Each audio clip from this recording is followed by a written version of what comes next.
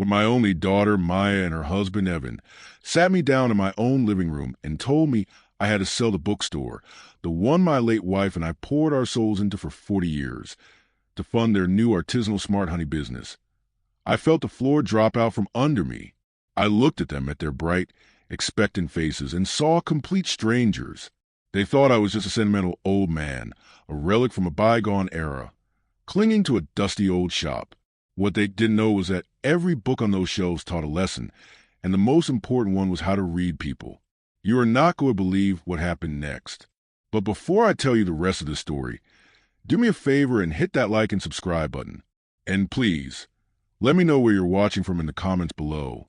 It really helps me know who I'm reaching. My name is Arthur, and I'm 72 years old. For most of my life, my world has been the four walls of the Story Nook, a little corner bookstore that smells of old paper, fresh coffee, and quiet dreams. My wife, Eleanor, and I opened it the year we got married. It wasn't just a business. It was our heart made visible. Every worn spine, every faded cover, every handwritten recommendation tucked into a shelf was a piece of our story. After Eleanor passed away 10 years ago, the store became my last living connection to her. It was where I still heard her laugh in the rustle of turning pages, and saw her smile in the faces of children discovering a new favorite author. Maya, our daughter, grew up in that store. She learned to read sitting on a stool behind the counter, her little legs dangling. She did her homework in the quiet poetry section and had her first crush on a boy who came in every week to buy fantasy novels. I thought the love for that place was in her bones, just like it was in mine. But I was wrong. The change was gradual, almost unnoticeable at first. It started when she met Evan in college. He was ambitious, a business major with a vocabulary full of words like synergy, scalability, and disruption. He was charming, I'll give him that. He had a way of making his wildest schemes sound not just plausible, but inevitable. At first, their ideas were small. They wanted to start a blog reviewing books, then an online store for literary-themed candles. I supported them, of course. I gave them a small loan for the candle business, which fizzled out after a few months when they got bored of melting wax. Then came the gourmet coffee subscription box, the curated vintage postcard service, and a half dozen other passion projects that burned brightly for a moment before turning to smoke. Each time, they'd come to me, full of excitement and plans, and each time I'd offer what I could, a little cash, some advice, the use of the store's backroom for storage. I saw it as helping my daughter find her way. I didn't realize I was funding a pattern of flightiness, a complete inability to stick with anything that required long-term effort.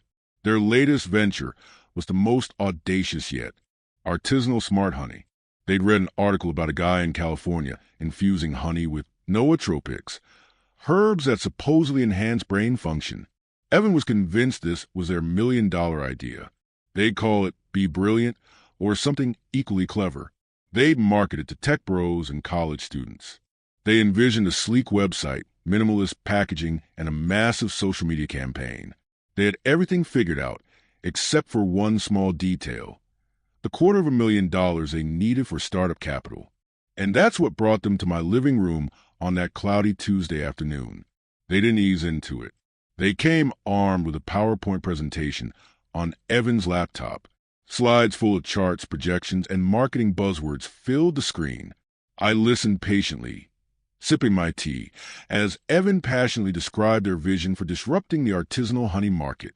Maya sat beside him, nodding enthusiastically, her eyes shining with the reflected glow of the screen. When the presentation was over, they turned to me, their smiles wide and confident. "So what do you think, Dad?" Maya asked, her voice brimming with excitement. "It sounds ambitious," I said carefully. "Where are you planning to get the funding for all this?" Evan leaned forward, his expression turning serious, as if he were about to let me in on a secret. "Well, that's the thing, Arthur. We've identified the perfect source of seed capital. It's an underperforming asset with significant real estate value that can be easily liquidated." I must have looked confused, because Maya jumped in, her voice softening. "Dad, what Evan is trying to say is We want you to sell the bookstore." The teacup rattled in my saucer. I set it down on the coffee table before I dropped it. "Sell the store?" I repeated, the words tasting like ash in my mouth.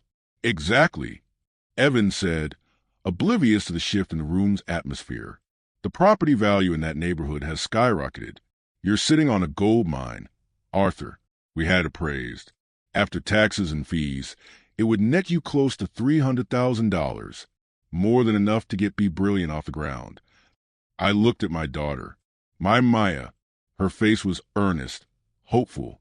There wasn't a trace of malice in her eyes, only a profound, heartbreaking ignorance. She truly didn't understand what she was asking. "The store isn't an underperforming asset, Evan," I said, my voice quiet but firm. "It's my life. It was your mother's life." "But Dad, be realistic," Maya pleaded, her tone shifting from excitement to gentle persuasion. "The store barely breaks even. You work 7 days a week for what? To sell a few paperbacks? It's time to retire, to relax, to help your family build a future." "My future and your mother's is in that store," I said, the words feeling heavy and inadequate. How could I explain that the scent of old books was the only thing that still felt like home? That the quiet hum of the lights was the sound of my own heart beating? Evan's patience began to fray. "Look, Arthur, we're trying to be respectful here, but you have to see this from a business perspective. That capital is being wasted. It's locked up in a sentimental project that has no growth potential. We're offering you a chance to invest in something real, something that could provide for Maya for the rest of her life." "You want me to erase your mother's legacy to fund a honey business?" The question hung in the air, heavy and sharp. Maya flinched. "That's not fair, Dad. This isn't about erasing Mom. It's about building something new. For us. For your future grandchildren." It was a low blow, and she knew it. The mention of grandchildren, the one thing my heart yearned for. I looked from her pleading face to Evan's impatient one. He was already checking his watch, annoyed that this was taking so long. He had expected me to be a pushover, a lonely old man grateful for the chance to be useful. "The answer," I said, my voice gaining strength with each word, "is no. The bookstore is not for sale. Not now, not ever." The silence that followed was absolute. The confident smiles vanished. Maya's face crumpled with disbelief, while Evans hardened into a mask of cold fury. He snapped his laptop shut with sharp click that echoed in the quiet room. "I can't believe you," Maya whispered, tears welling in her eyes. "After everything we've done for you, all the time we spent with you." "What have you done for me?" I asked, my own voice trembling slightly. "Visited for an hour on Sundays? Called when you needed money for your last failed idea. This is different." Evan snapped, standing up abruptly. "This is a real opportunity, and you're too selfish and stuck in the past to see it. Fine, keep your dusty old bookstore. Don't expect us to keep wasting our time trying to include you in our lives when you clearly don't care about our future." He grabbed Maya by the arm. "Come on, Maya. He's made his choice." She looked at me one last time, her expression a mixture of hurt and anger. "You'll regret this, Dad," she said, her voice thick with tears. Then she let Evan pull her out the door. The slam of it closing felt like a final, physical severing of a bond one thought was unbreakable. I sat there for a long time, alone in my living room, the echo of their words ringing in my ears. The silence was deafening. I had lost my daughter, not to an accident or an illness, but to an idea. The idea that love could be liquidated, that memories could be appraised, and that a father's life's work was nothing more than seed capital for a dream I had no part in. Slowly, I got up and walked to the small wooden desk in the corner of the room. I took out a pen and a simple spiral-bound notebook. For 40 years, I'd used notebooks like this to track inventory, to jot down customer requests, to write notes to Eleanor. Now, I would use it for something else. I wrote down the date, the time, and every single word they had said. I didn't know what would happen next, but I knew I needed a record. I was a man who dealt in stories, and I had a terrible feeling that this one was just beginning. The house felt hollow after they left. Every tick of the grandfather clock in the hall seemed to be counting down to something I couldn't yet see. My first instinct was to call Maya, to try and explain, to bridge the chasm that had just opened between us. But my hand stopped before it reached the phone. What could I say that I hadn't already said? The issue wasn't misunderstanding. It was a fundamental difference in values. They saw the bookstore as a pile of cash, and I saw it as a sanctuary. There was no middle ground. My phone buzzed on the table. It was Maya. I let it go to voicemail. A minute later, it buzzed again. An email. The subject line was, "Thinking about what you've done." I opened it, my heart pounding. The message was from Evan, but I could hear Maya's voice in the wounded, accusatory tone. "Arthur," it began, forgoing the pretense of dad, "we are deeply hurt and disappointed by your decision. You have chosen a failing business over your own daughter's happiness and security. We hope you reconsider before you do irreparable damage to your relationship with the only family you have left." Irreparable damage. The threat was clear. I saved the email to a new folder on my computer I labeled Correspondence. Then I listened to the voicemail. It was Maya, her voice choked with sobs. "Dad, I can't believe you would be so selfish. After everything, Mom would be so ashamed of you." The mention of her mother was a knife twisting in an open wound. Eleanor would have been heartbroken, not by my decision, but by Maya's request. Eleanor believed that the value of a thing was measured in the love you poured into it. By that measure, the story Nook was priceless. I transcribed the voicemail word for word into my notebook, noting the timestamp. The campaign began the next day. It was a war fought on two fronts, the private and the public. The private front was a relentless barrage of calls and texts. Evan sent me articles about successful startups launched with family money, highlighting the returns. Maya sent me old photos of us together from her childhood, with captions like, "Remember when we were a family?" It was a coordinated, good cop, bad cop routine designed to wear me down with guilt and logic. My sister, Carol, called that afternoon. "Arthur, what on earth is going on?" Maya called me in tears. She said you refused to help them with a business opportunity and told them you didn't care about their future. "Carol, did she tell you that helping meant selling Eleanor's bookstore?" I asked, keeping my voice steady. There was a long pause on the other end of the line. "Well, no. She made it sound like you were just hoarding your retirement savings. They want me to liquidate my entire life's work so they can sell honey in a jar." I explained simply. "Oh," Carol said, the single word carrying a universe of understanding. "Well, that's different. Why didn't she say that?" "Because the truth doesn't make for a very sympathetic story," I replied. I documented the call with my sister. The public front was far more insidious. Evan was a master of social media, and he began to wield it like a weapon. He started a blog, supposedly about their journey as young entrepreneurs. The first post was a masterpiece of passive aggression, titled "When Dreams Meet Dead Ends." It told a vague but moving story about a passionate young couple with a brilliant idea who were being held back by older generations who were resistant to change and innovation. He never mentioned me by name, but he didn't have to. Our friends and extended family knew exactly who he was talking about. Maya shared the post on her own social media pages with a single, heartbreaking comment. "It's so hard when the people you love most don't believe in you." The comments started rolling in. Friends of theirs, distant relatives of mine, people from the community who only knew me as the quiet old man who ran the bookstore. "So, sorry you're going through this. Don't give up on your dreams. Some people are just too set in their ways." Family should be your biggest support system. Each comment was a small pebble of judgment thrown in my direction. I felt like I was being stoned in the modern town square. I started taking screenshots of everything. The blog posts, Maya's shares, the comments. I created a timeline, matching their online narrative with the private messages I was receiving. It painted a clear picture of a deliberate, calculated campaign to isolate me and pressure me into submission. The real-world effect started a few days later. Mrs. Gable, who had been coming to the store every Friday for 20 years to buy a mystery novel, came in and looked at me with pity in her eyes. "Arthur," she said, her voice soft, "I saw your daughter's post. I do hope you'll find it in your heart to support those dear children."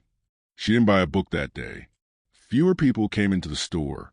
The ones who did often treated me with a new coolness, a subtle distance. They were polite, but the easy warmth we once shared was gone. They saw me now as a villain in a story they'd only heard one side of. I felt my world shrinking. The very community the bookstore was built to serve was now turning its back on me. But amidst the pain and the isolation, something else began to grow, resolve.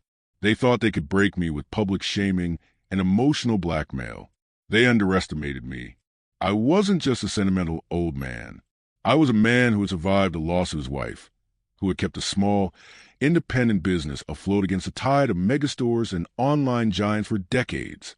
I was a survivor, and I knew how to be patient, so I continued my work. I opened the store every morning at 10. I dusted the shelves, arranged the displays, and brewed a fresh pot of coffee, just like I always had. And every night, I went home and meticulously updated my notebook and my digital files. The calls, the emails, the screenshots. I was building a fortress of facts, brick by brick. A week into their campaign, Evan escalated. He sent me a formal-looking email with the subject "Proposal for Asset Transfer." Inside was a crudely drafted document that looked like something he'd pulled from a free legal website. It proposed that I transfer ownership of the bookstore property to an LLC they had formed. In exchange, I would receive a 10% stake in their honey business. "This is a win-win, Arthur," he wrote. "You get to be part of a high-growth venture while we unlock the potential of your dormant capital." I didn't just save the email. I printed it out. It was the first piece of tangible evidence that their goal wasn't just a loan, but a complete takeover of my primary asset. I took it to my lawyer, a sharp woman named Sarah Jenkins, who had handled Eleanor's will. Sarah read the email, her expression growing grimmer with each line.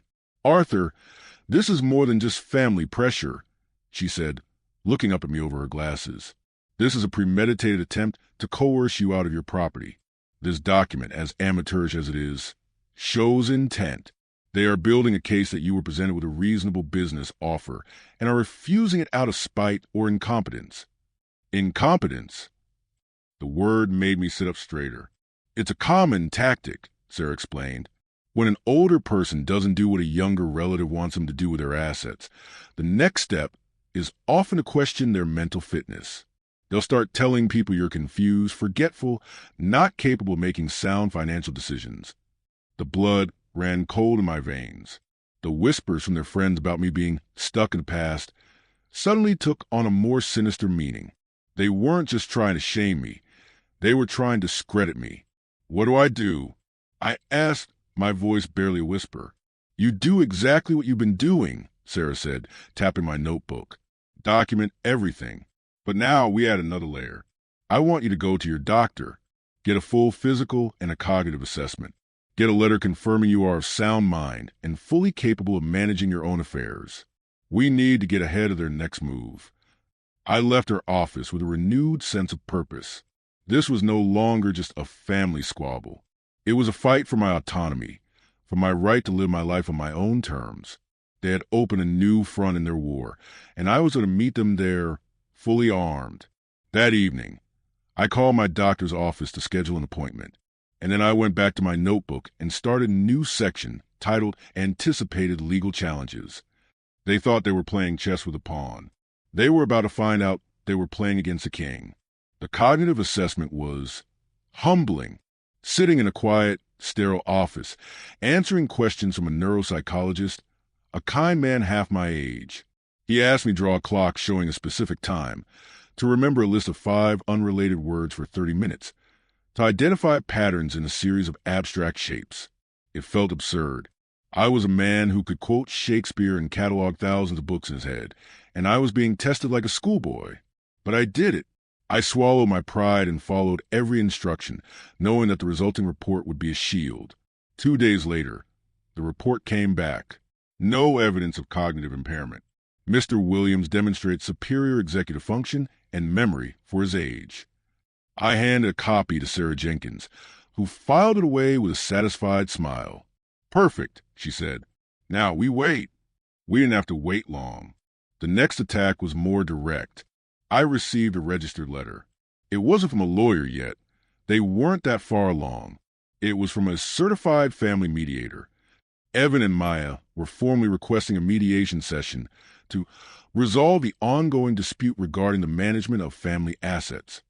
The language was carefully chosen. Family assets. They were already framing my bookstore as a joint possession. "This is a trap," Sarah said when I showed her the letter. "They'll get you in a room, outnumber you, and try to pressure you into an agreement. Then they'll have the mediator as a witness to whatever concessions they bully you into making. We will respond, but we will respond on our terms."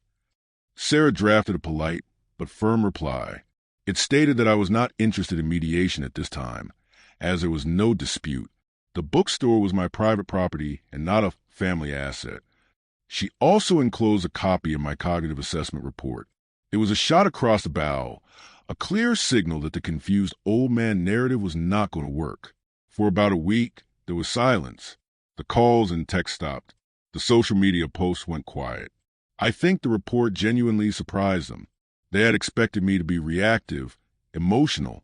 They hadn't expected a calm, strategic, legally backed defense. But they were just regrouping. The next phase of their plan was more personal and, in many ways, more painful. They began to turn my own memories against me. Maya sent me an email with a photo attached. It was of her, about 10 years old, sitting on my lap in the bookstore, both of us reading the same book. "Dad," she wrote, "remember this day? You told me that the store would always be here for me, a safe place for my dreams. My dream is be brilliant. Why isn't the store a safe place for that dream?" It was a cruel and brilliant twisting of my words. I remembered that day perfectly. She'd been upset about a bully at school, and I'd told her that no matter what happened in the outside world, the store would always be her sanctuary, a place where she was loved and safe. I had been talking about emotional safety, about love. She was now redefining it as financial backing. I saved the email, my hands shaking with a fury I hadn't felt before. This was a violation of something sacred. They were weaponizing my love for her, turning the best moments of our past into ammunition. Evan tried a different tactic. He started showing up at the store, not to talk to me, but to be seen. He would stand on the sidewalk outside, talking on his phone, pointing at the building. He brought a friend with him once, a man in a suit who looked like a property developer. They stood there for half an hour, taking notes, making a show of assessing the property. It was pure intimidation, a visual message to me and my customers that the store's days were numbered. I felt a surge of panic. My sanctuary was being threatened, but then I remembered Sarah's advice. Don't be emotional, be strategic. I walked to the back room, took out the small digital camera I used to take pictures for the store's newsletter, walked back to the front window, and took several clear photos of Evan and his friend. Then I walked outside. "Evan," I said, my voice calm, "can I help you with something?" He was startled. He hadn't expected me to confront him. No, Arthur. Just showing a friend the neighborhood." "This isn't just a neighborhood," I said, gesturing to the camera. "This is private property, and your presence here is becoming a nuisance. I have customers who feel intimidated. I'd appreciate it if you conduct your business elsewhere." The friend in the suit looked uncomfortable and muttered something about having to leave. Evan was left standing there, his face red with anger and embarrassment. He glared at me, then turned and walked away without another word. I had called his bluff. That night, I uploaded the photos to my computer, labeling them harassment date and time. I wrote a detailed account of the incident in my notebook. The pattern was becoming undeniable. Coercion, emotional blackmail, and now, direct intimidation. The final piece of their pre-legal strategy fell into place the following week. I got a call from my brother-in-law, Eleanor's brother, Robert. He was a good man, but easily swayed, and he'd always been fiercely protective of Maya. "Arthur," he said, his voice heavy with concern, "I need to talk to you. I had a long chat with Maya and Evan last night. I'm worried about you." "Worried how, Robert?" I asked, my pen already poised over my notebook. "They said you're not yourself, that you're isolating yourself, that you're irrationally attached to the store, almost like a hoarder. They told me you've been confrontational." He was referencing the incident with Evan outside the store. They had twisted my calm defense of my property into an act of aggression. They think you might need help managing your affairs. They're only thinking of your best interests. And there it was, the final paving stone on the path to a competency hearing. They had laid the groundwork perfectly. The public narrative of a selfish father, the private campaign of emotional blackmail, the fabricated business offers, and now the concerned relative who would testify that I wasn't a sound mind. "Robert," I said, my voice cold and clear, "let me send you an email. It will contain a report from a certified neuropsychologist, as well as some photos and correspondence. I'd like you to review it before we continue this conversation." I sent him everything: the cognitive report, the threatening emails, the picture of Evan trying to intimidate me outside the store. An hour later, he called me back. His voice was completely different. "Arthur," he said, sounding shaken, I had no idea. They lied to me. They twisted everything. My God, that email from Evan about the LLC, what are they trying to do to you?" "They're trying to steal my bookstore, Robert," I said simply. "And they're willing to destroy my reputation and my relationship with my family to do it." "Not this part of the family," he said fiercely. "You have my full support, Arthur. Whatever you need. If they try to take you to court, I will be there, and I will testify to this conversation." I hung up the phone, a small, grim smile on my face. They had overplayed their hand. They had tried to recruit an ally and had instead created a witness for my defense. The board was set. The pieces were in place. And I knew, with a certainty that settled deep in my bones, that their next move would be a formal legal one. I was ready. The thick manila envelope arrived on a Monday morning, delivered by a courier who required a signature. It had the feeling of inevitability. I signed my name with a steady hand, took the package inside, and placed it on my kitchen table. The return address was a law firm I didn't recognize, Walton, Finch & Associates. I looked them up before I even opened the envelope. Their specialty, listed right on their homepage, was elder law and estate litigation. So this was it. I slit the envelope open. The legalese was dense, but the message was simple. It was a formal petition to the court in the matter of the conservatorship of Arthur Williams. They had done it. My own daughter was petitioning to have me declared incompetent and to have a conservator, very likely herself or Evan, appointed to manage my affairs. My hands didn't shake. My heart didn't race. I felt a strange, cold calm settle over me. For weeks, I had been living with the threat of this, anticipating it, preparing for it. Now that it was here, it was almost a relief. The hidden war was now out in the open. The petition was a work of fiction, artfully constructed from half-truths and outright lies. It painted a picture of a grieving widower who had become increasingly confused and paranoid since his wife's death. It claimed I suffered from delusions, citing my irrational belief that my family was trying to harm me.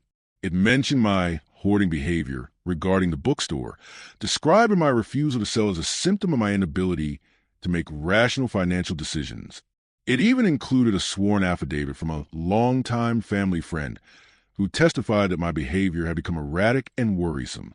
I didn't recognize the name of the friend. They must have paid someone or found a distant acquaintance willing to lie.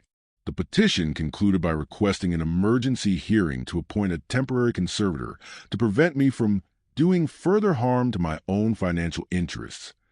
The harm, of course, was my refusal to sell the store. I picked up the phone and called Sarah Jenkins. "They filed," I said without preamble. "Petition for conservatorship." "I expected as much," she said, her voice all business. "Bring it in. We need to file our response immediately." An hour later, I was sitting across from her in her office, the petition lying between us like a dead thing. Sarah read through it, her expression hardening. "This is textbook," she said, tossing it onto her desk. "It's a classic strategy for a financial predator. They've built a narrative. They've gathered their false witnesses. They're betting you'll be too embarrassed, too tired, or too intimidated to fight back effectively." "They bet wrong," I said.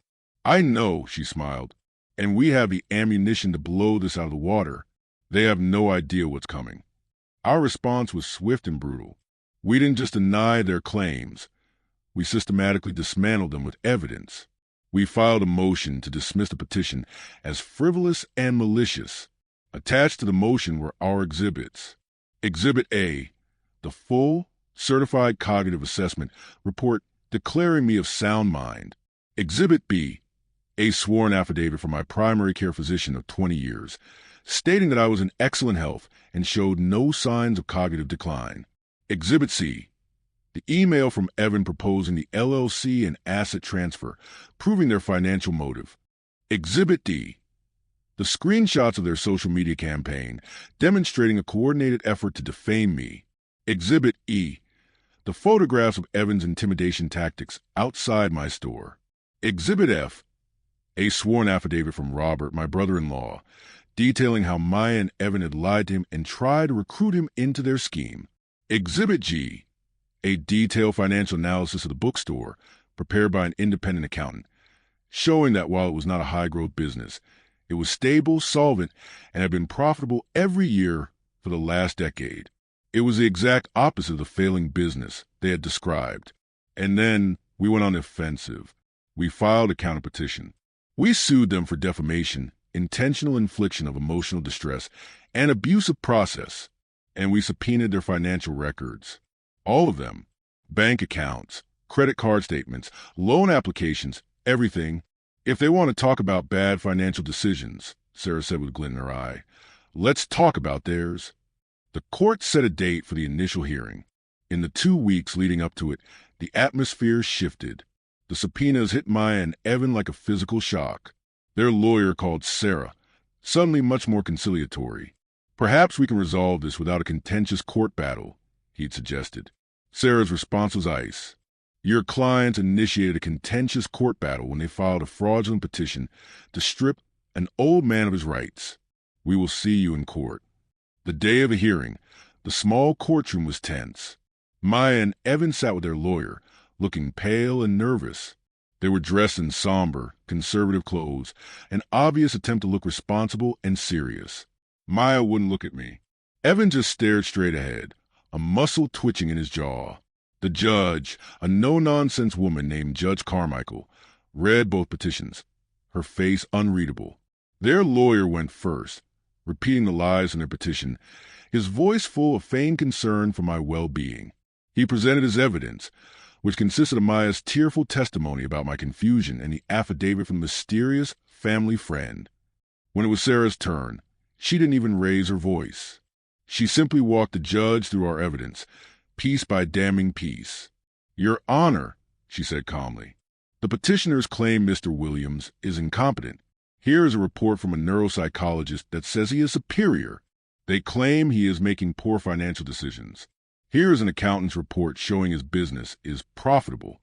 They claim their motives are born of concern. Here is an email where they demand he sign his property over to their shell company. She continued, her voice steady and relentless. They claim Mr. Williams is paranoid. Here are photos of the petitioner's husband attempting to intimidate him at his place of business. They claim they have the support of their family.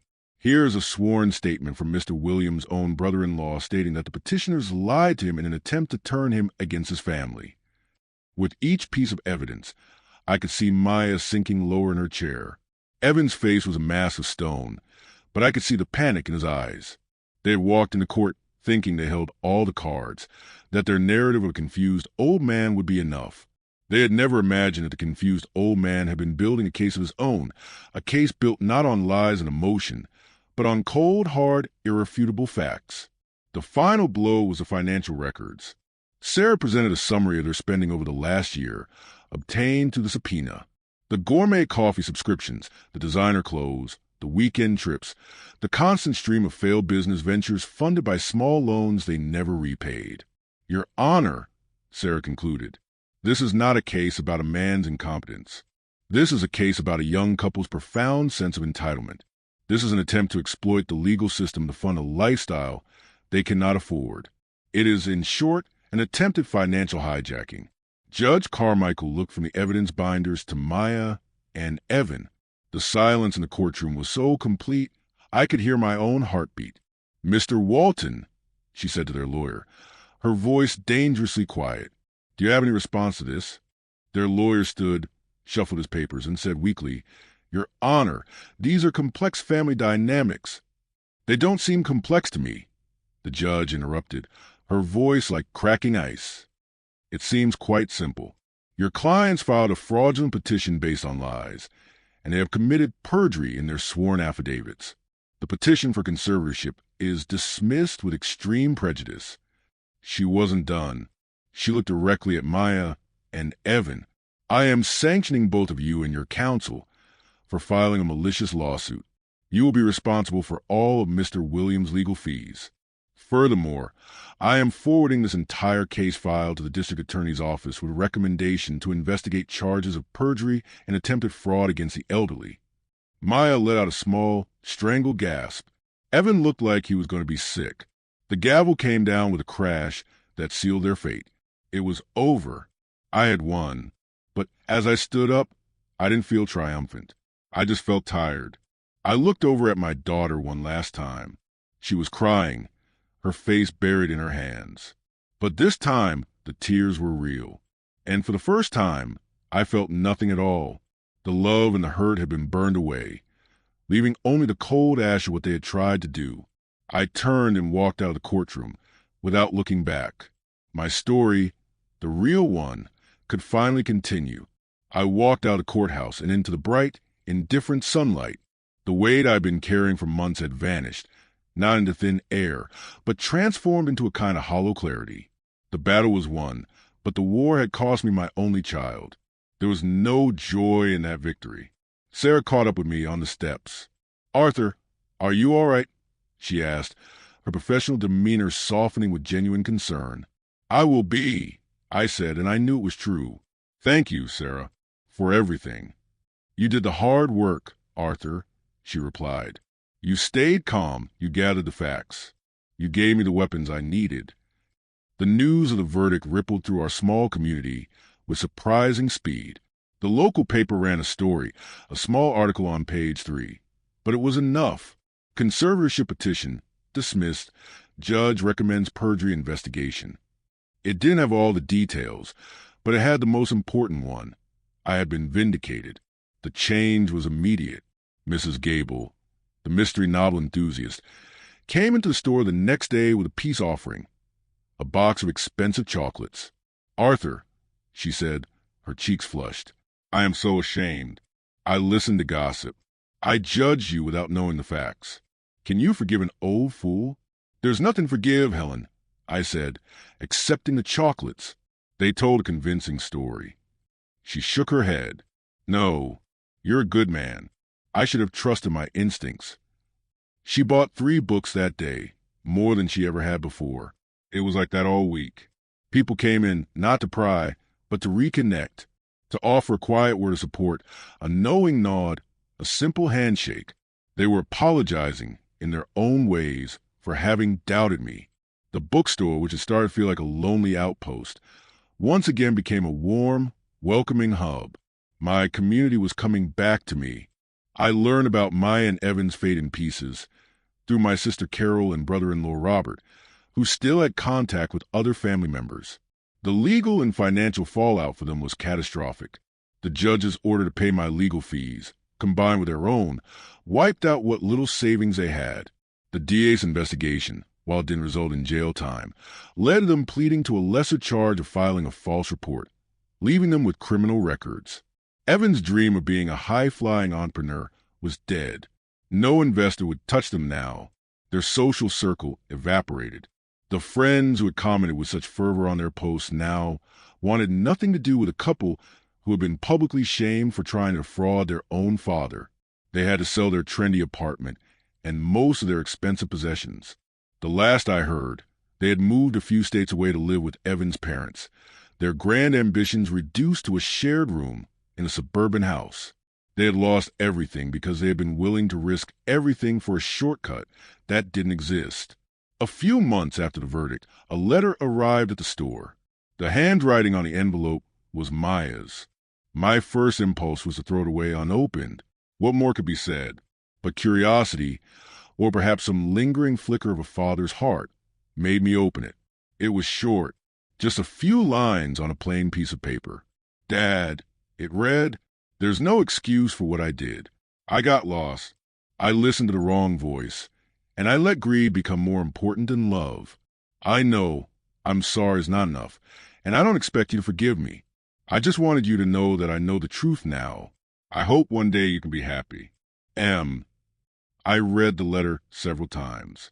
There were no requests, no justifications. It was the first honest thing she had said to me in over a year. I folded the letter and put it in the drawer of my desk. It wasn't forgiveness, not yet, but it was an ending, an acknowledgement. It allowed me to close that chapter without bitterness. My life found a new rhythm. The bookstore thrived in a way it hadn't in years. The story my fight had, ironically, become its best marketing.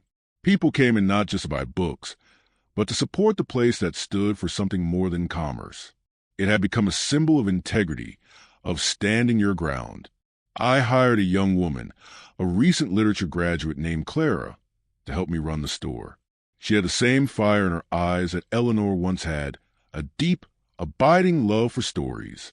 I started teaching her the business, not just the inventory and the accounting, but the heart of it, how to find the perfect book for a lonely soul, how to create a space where people felt seen and understood.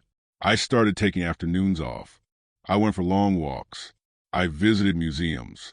I reconnected with old friends. I had spent so many years defining myself as a husband and a father. Now, I was learning to be just Arthur, and I found that I quite liked his company.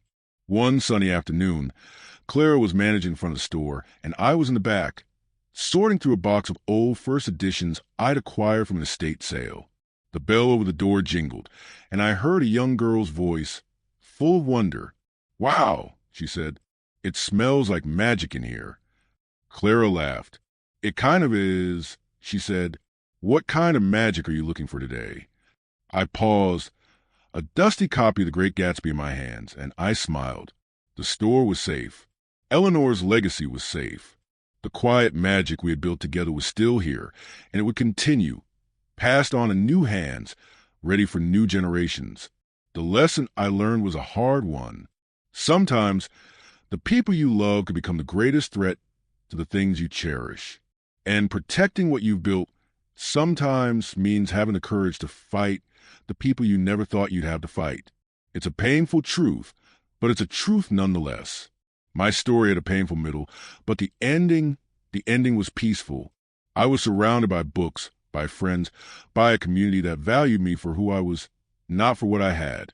And in the quiet hum of my little store, I had found my way back to myself. My life was my own, and it was a story I was finally happy to be writing again.